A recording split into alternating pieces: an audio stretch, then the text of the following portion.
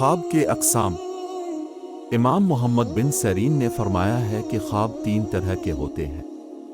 ایک تو حدیث نفس ولی خیالات کے انعکاس، دوسرے تخوف شیطان، تیسرے مبشرت خداوندی۔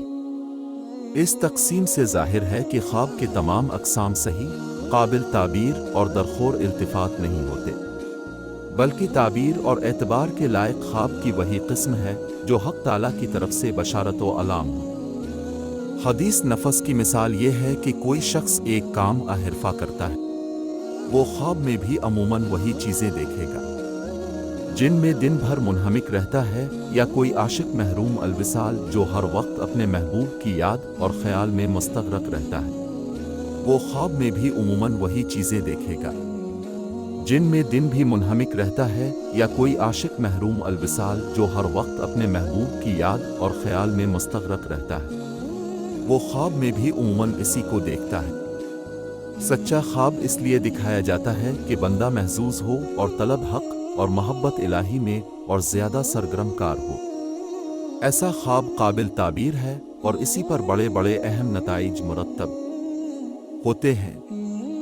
خواب پر صدق مقال کا اثر۔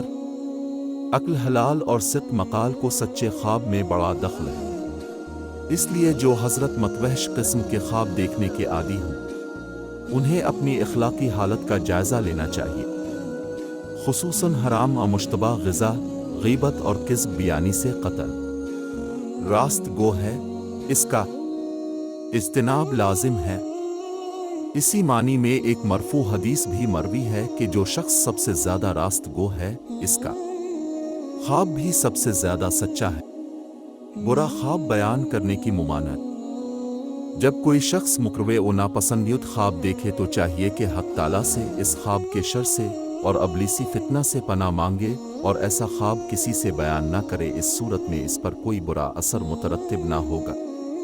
حضور حبیب کا ارشاد ہے کہ جب تک خواب بیان نہ کیا جائے اس وقت تک پرندہ کے پاؤں پر معلق رہتا ہے، اسے قیام و ثبات نہیں ہوتا، اور جب بیان کر دیا جائے تو اسی طرح واقع ہو گیا۔ برا خواب بیان کرنے کی اس لیے ممانعت کی گئی ہے کہ مبادا کوئی مابر حسب ظاہر کوئی بری تعبیر دے دے، اور عام طور پر مشاہدہ میں آیا ہے کہ جیسی کوئی تعبیر دیتا ہے، تقدیر الہی ویسا ہی وقوع پذیر ہوتا ہے۔